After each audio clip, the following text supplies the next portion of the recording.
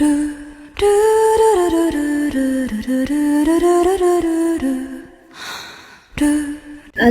warahmatullahi wabarakatuh. Perkenalkan, kami dari kelompok 7 dari kelas kecerdasan komputasional IF 4D, mahasiswi program studi Teknik Informatika Fakultas Teknik, Universitas Sriwijaya Madura. Kami beranggota 4 orang, yaitu saya sendiri, Nuri Fatur Iza dengan NIM 23007. Saya Triadesi Nurhaliza dengan NIM 23102. Saya Alia Zulfa Safitri dengan NIM 23157. Dan saya Vanessa Putri Faradela dengan NIM 23158. Di video sebelumnya kita telah mengenal algoritma supervektor mesin. Nah, di video kali ini kita akan mengimplementasikannya. Kita memilih judul klasifikasi deteksi dini penyakit demam berdarah berdasarkan indikator NS1, IgG, dan IgM menggunakan supervektor mesin pada Dengue Dataset of Bangladesh. Judul ini bertujuan untuk mendeteksi penyakit demam berdarah dengue sejak dini dengan menggunakan data hasil tes laboratorium yaitu NS1, IgG, dan IgM. Kenapa memilih menggunakan Dengue Dataset of Bangladesh? Hal ini dikarenakan dataset ini memuat data pasien DBD yang mencakup 3 faktor laboratorium penting, yaitu NS1, IgG, dan IgM. Ketiganya digunakan dalam diagnosis medis DBD karena mewakili fase-fase infeksi yang berbeda. Lalu, mengapa memilih metode SPM? Karena supervektor mesin menggunakan algoritma supervised learning untuk pembelajaran mesin terawasi yang digunakan untuk klasifikasi dan regresi. SPM bekerja dengan mencari hyperplane terbaik yang memisahkan data menjadi beberapa kelas dengan terbesar. Metode ini cocok untuk memproses data medis seperti DBD ini, karena mampu menangani data kompleks atau tidak linear dan tidak memberikan hasil klasifikasi yang akurat. Baik, di sini saya akan menampilkan sumber dari datasetnya. Kami mengambil dataset dari Kaggle dengan judul Dengue Dataset of Bangladesh. Kumpulan data ini menyajikan informasi real yang dikumpulkan melalui survei langsung di wilayah Dhaka, Bangladesh. Dalam dataset ini terdapat 10 fitur, diantaranya yaitu jenis kelamin, usia, NS1, IgG, IgM, area, tipe wilayah, tipe rumah, distrik, dan hasil. Namun, sesuai judul, maka akan ada 3 fitur utama yang digunakan, yaitu NS1, IgG, IgM, dan kami juga mengambil kolom outcome sebagai perbandingan hasil prediksinya nanti.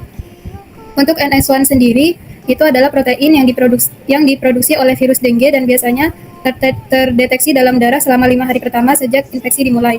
Jika hasil NS1 bernilai 1, berarti tes NS1 positif, menandakan pasien berada dalam fase awal infeksi dengue. Sebaliknya, nilai 0 menunjukkan hasil negatif. Selanjutnya, antibodi IgM diproduksi oleh sistem kekebalan tubuh sebagai respons awal terhadap infeksi baru. IgM adalah singkatan dari imunoglobulin M. Ini adalah antibodi pertama yang diproduksi oleh tubuh saat terinfeksi virus. Jika hasil IgM adalah 1, itu berarti infeksi akut sedang berlangsung. Sedangkan nilai 0 berarti tidak terdeteksi. Antibodi berikutnya adalah IgG, yang muncul belakangan namun bertahan lebih lama di dalam tubuh. IgG biasanya menunjukkan adanya infeksi sekunder atau riwayat infeksi dengue sebelumnya. Dalam dataset, nilai 1 pada IgG menunjukkan antibodi tersebut terdeteksi, sedangkan nilai 0 menunjukkan hasil negatif. Selanjutnya, saya akan menjelaskan langkah-langkah perhitungan manual dari klasifikasi deteksi dini dengan metode SPM menggunakan Excel. Rumus SPM di sini adalah Fx sama dengan W1 kali X1 ditambah W2 kali X2 ditambah W3 kali X3 ditambah B. Fx di sini adalah nilai fungsi keputusan. X1, X2, X3 ini adalah nilai fitur dari NS1, IgG, dan IgM. W1, W2, W3 adalah bobot untuk masing-masing fitur. Dan B itu adalah bias atau intercept. Untuk langkah-langkah menghitung SPM akan dijelaskan oleh teman saya. Selanjutnya, saya akan menjelaskan data training. Sebelum kita menentukan data training, kita perlu menentukan langkah-langkah terlebih dahulu. Langkah yang pertama yaitu split data. Mengambil data sebanyak 40 dari dataset, kemudian akan dipisah menjadi 2, sebanyak 20 data training dan 20 data testing. Hapus fitur yang tidak digunakan, jadi kita hanya memakai kolom NS1, IgG, IgM, dan juga outcome. Langkah yang kedua yaitu menentukan nilai bobot. Menentukan nilai awal dibagi bobot dari W1, W2, W3, dan juga B. Langkah yang ketiga, menghitung fungsi keputusan. Selanjutnya adalah menghitung Fx, di mana dalam langkah ini kita bisa menentukan hasil prediksi dari suatu data berdasarkan kombinasi nilai fitur dan bobot model. Rumusnya adalah Fx sama dengan W1 dikali X1 tambah W1 dikali X2 tambah W3 dikali X3 ditambah B.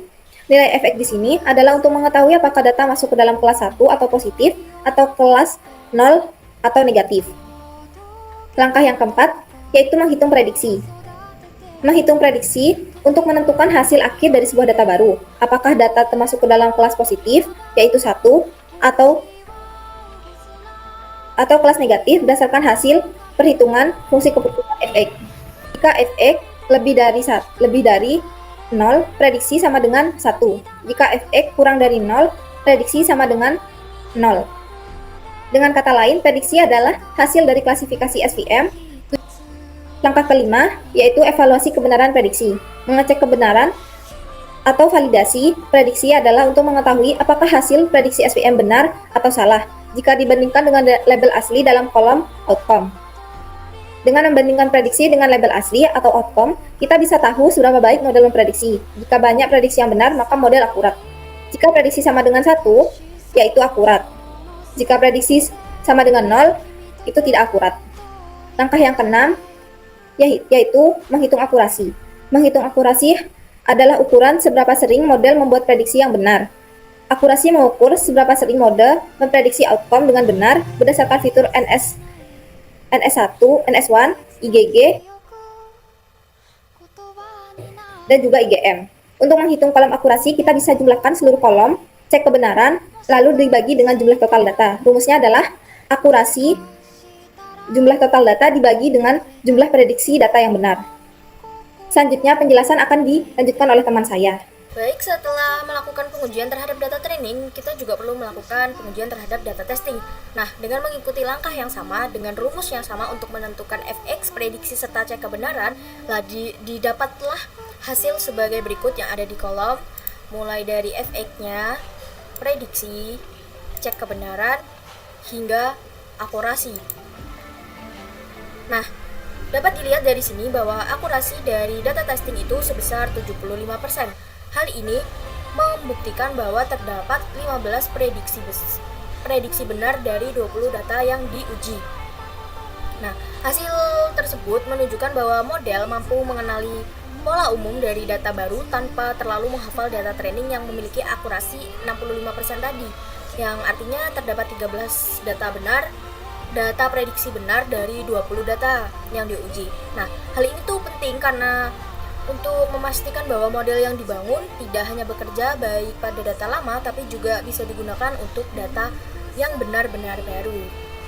Nah, pengujiannya sudah selesai. Untuk kesimpulannya sendiri, itu hasil pengujian dari klasifikasi deteksi dini penyakit demam berdarah berdasarkan indikator NS1, IgG, dan IgM menggunakan support vector mesin pada Dengue Dataset of Bangladesh yang telah kami lakukan menunjukkan bahwa metode SVM mampu melakukan klasifikasi dini DBD berdasarkan 3 indikator penting laboratorium tersebut dengan akurasi 65% pada data training dan 75% pada data testing. Hasil ini menunjukkan bahwa model cukup baik mengenali pola dan dapat digunakan sebagai dasar sistem deteksi awal DBD yang sederhana namun efektif. Demikian pembahasan pengujian klasifikasi deteksi dini penyakit demam berdarah berdasarkan indikator NS1, IgG, dan IgM menggunakan super vector mesin pada Dengue Dataset of Bangladesh dari kelompok kami. Semoga video ini dapat bermanfaat bagi kita semua dan dapat menjadi media belajar bersama. Terima kasih telah menonton. Kami kelompok 7 pamit undur diri. Sampai jumpa di video selanjutnya. Wassalamualaikum warahmatullahi wabarakatuh. do do do do do do do do do do do